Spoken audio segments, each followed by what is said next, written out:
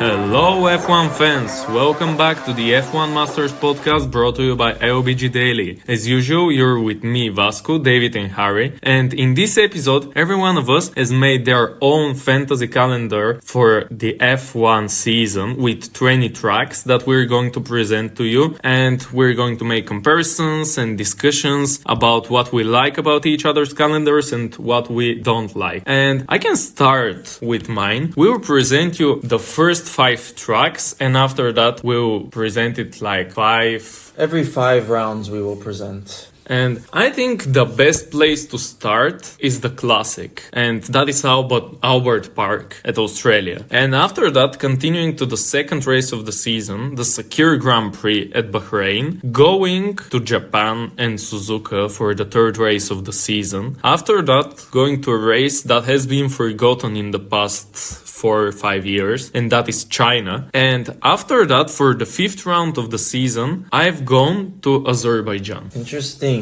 I would say mine is a little bit more traditional. I've also gone with Albert Park in Melbourne to start off the season. Round 2, I've gone with Malaysia, Kuala Lumpur. Round 3, we have Shanghai in China. Round 4, I've gone with Montreal in Canada. And round 5, I've gone with Barcelona in Spain. Well, mine is a really untraditional one, as I'm sticking to staying in one continent for the first 5 races. The first one is the classic Albert Park. The second one, we move on to the Sepang circuit in Malaysia. The third one is the Marina Bay circuit in Singapore. Then we go to Shanghai in China. And the 5th one is Suzuka. So what do you think? You know that Australia and Asia are not the same continent? Just joking. Yeah, I meant that, like, geographically speaking, these countries are close to each other. That's why I think it is also going to not be problematic for the teams to travel such short distances. Okay, and let's move on to the next 5. What do you think? Okay, do you want to maybe talk over why we decided to choose these ones to start the season? Well, if I have to be honest, Australia is like a classic one, and after that moving to Bahrain, I think they're good for the first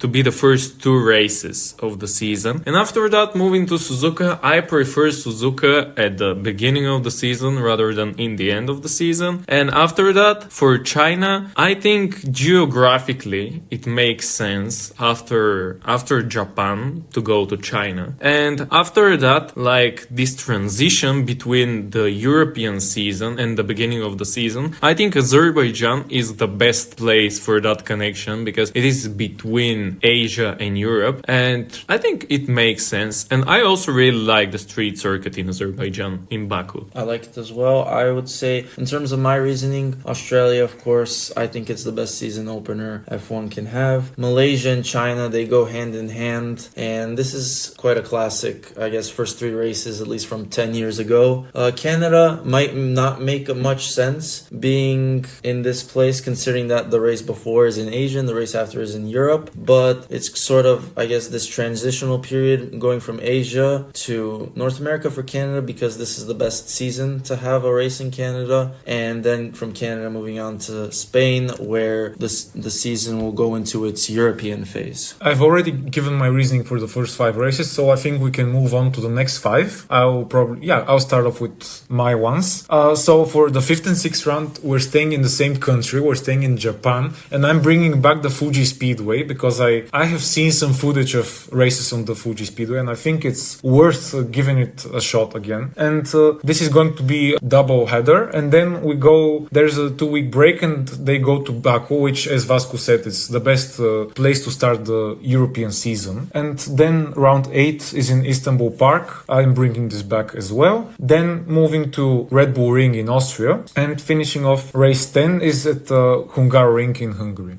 Do you think it's a great idea to have double header in Japan? I think if you want to bring the 2 races in Japan back, isn't it going to be better if like Suzuka is the 3rd, 4th or the 5th race of the season and the next race in Japan is after the summer break? Maybe, but I've decided that there is no point in the whole paddock traveling such long distances, and that's why I've decided that the Asian part plus Australia is going to be the first 6 races, and then they move to Europe. Okay, well, in terms of my calendar, round 5 was Spain, as already mentioned. mentioned, and this will go into the European portion. So we have Monaco, Austria at the Red Bull Ring. We have Hockenheim after that. Then we have Silverstone. And in round 10, I have a second track in Spain, and it is Jerez, and it would be titled the Cadiz Grand Prix as it is located in that region of Spain. And I figured that the title European Grand Prix is just kind of lame and I don't really like it. So yeah, those are mine. Basically a nice compact schedule for the teams in Europe, easy to travel to, and some iconic tracks really bringing back the likes of Hockenheim and Jerez as well. And that's where my summer break will come after Jerez. 2 races in Spain is really interesting. I don't hate that, but I don't think it's the best idea. Or the second race in Spain can be that new Madrid project. We'll see if it is going to work. But I think the best way, again geographically,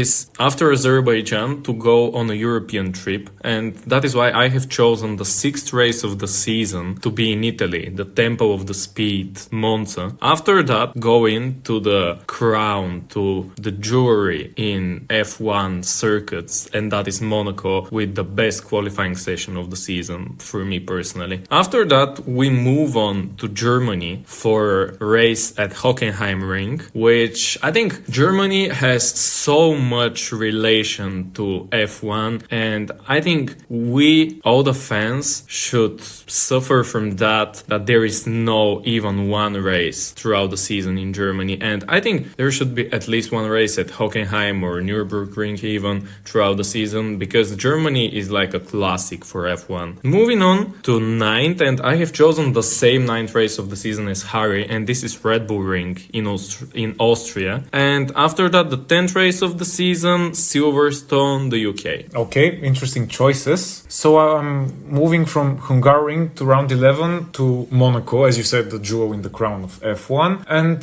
the last race before the summer break is going to be Monza, the Temple of Speed. And then after the summer break, which is going to be approximately 1 month, it's Spa-Francorchamps. Then round 14, it's Hockenheim Ring, as you already said about Germany. I won't repeat. And 15 is Silverstone. I'd like to, point out how I find your list really interesting, because the European season starts really late, and that's quite untraditional usually. And like the ordering, you have like Monza before Spa, and like Monaco bunched in. It's kind of mixed up, so I find it really interesting. In terms of mine, as I mentioned, after Jerez, there's a summer break, and we return with Spa and then Monza back-to-back weeks. Then after that, we travel to Istanbul for the Turkish Grand Prix. Then, trying to link it geographically as well, we go to the Azerbaijan Grand Prix in Baku, and the 15th round of the season will take place in Sakir, Bahrain. So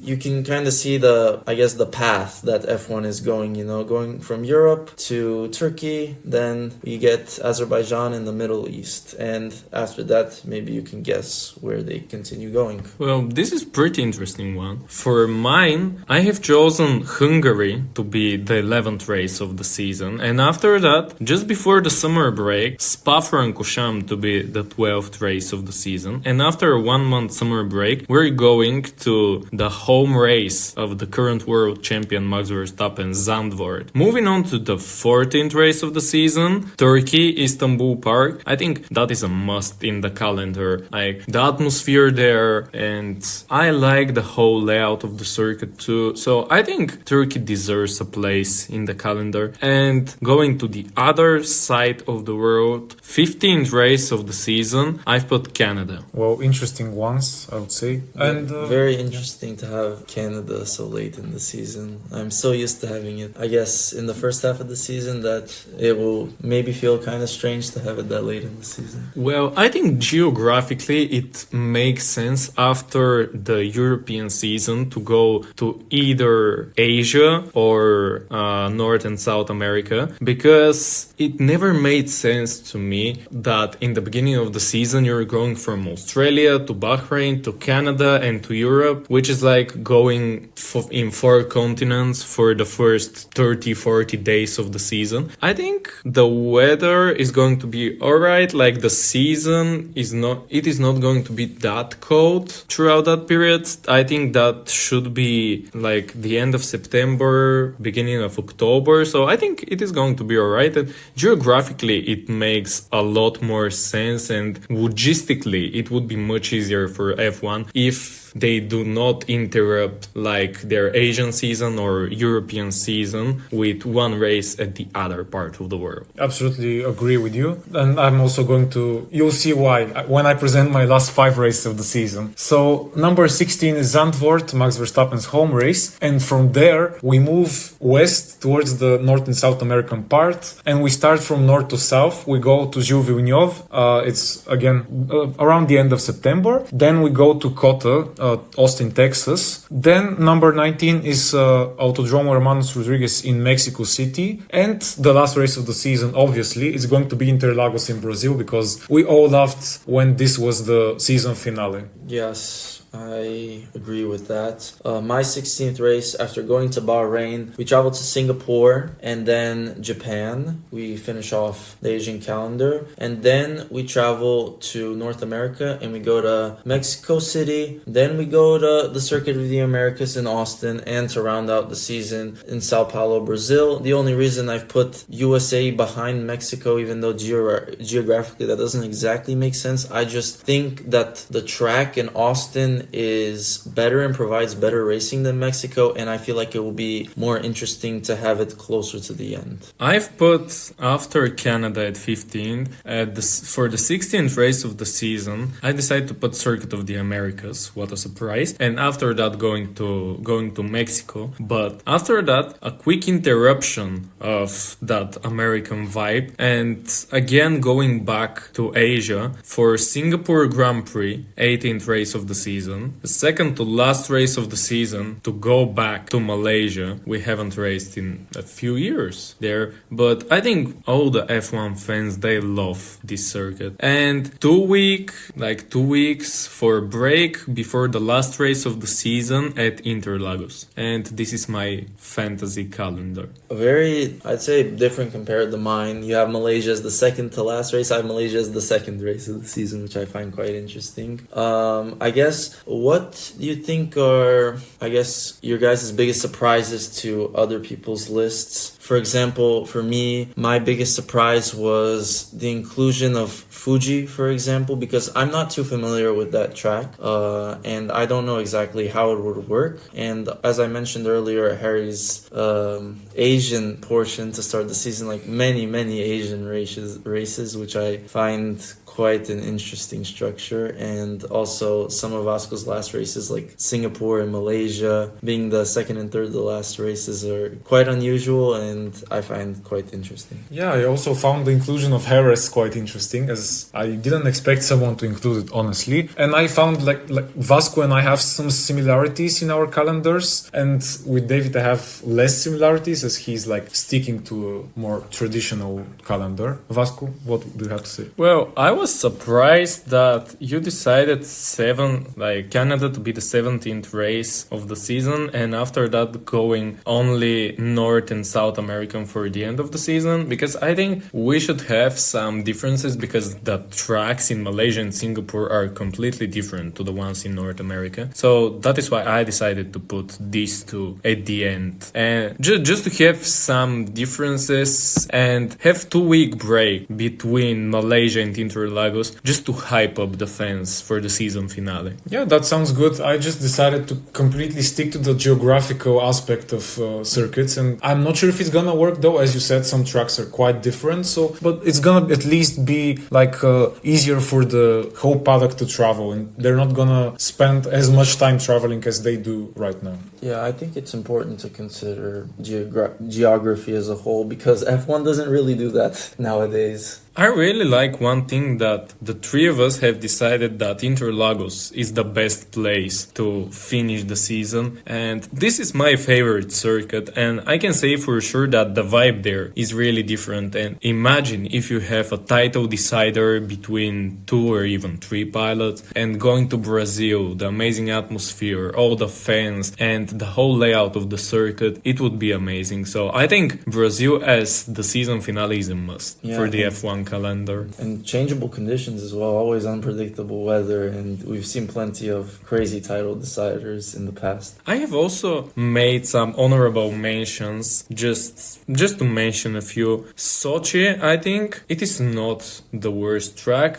and I think we can say that it deserves a place on the calendar. If it was like 22 or 23 races, it would be deserved. Also, I want to say Emilia-Romagna at Italy, as there are at least 3 tracks in Italy that deserve to be in the F1 calendar. And also, even though some people are not the biggest fans of the circuits in Spain and France, I think Paul Ricard and Barcelona are not the worst shout. And also the regular season finale for the past, I think, 10 years, Abu Dhabi. So yeah, these are my honorable mentions. Some of those I did include, like the likes of Barcelona, for example, because I think it's quite a historic track, and I think at this point it has established itself on the F1 calendar, even though maybe some of the races are not incredibly entertaining. Of course, we do still have preseason testing there as well. Actually, no, we don't. It's in Bahrain. Never mind. But yeah, I think it's still an important track to have on the calendar. I don't necessarily agree with the likes of France and Abu Dhabi, because I personally don't find the racing on those tracks that entertaining, and the atmosphere as a whole is not that grand. Even though Abu Dhabi, it's portrayed as to have such a grand atmosphere, Brazil's eclipses it by miles, and I just think it's very artificial there. Yes, I would also like to mention Kyalami in South Africa, as this is a quite forgotten circuit maybe, even though like in the last few years there have been, social media campaigns. But if there is like enough funding, maybe we'll get to see it back in Formula 1. Well, Kaiwami is in really bad condition, but if we want to call that World F1 Championship, we need to go to every continent that is possible to have a circuit, and F1 hasn't gone to Africa in a lot of years. I think 30, even maybe 40 years. So yeah, that is one of the possible arguments for Kailami. I would totally agree. I think it's necessary to have track at every circuit, at every... Oh my god, I'm losing it. Yeah, a track at every continent. But yeah, these were our fantasy calendars. Let us know which one do you think was the best down in the comments below. But this is all for today from us. We're looking forward to the next episode. Till then, like, subscribe, and follow us in AUBG Daily on Instagram and Facebook. And stay tuned for more of our content. Thank you. And remember, if you no longer go for a gap that exists, you're no longer a racing driver.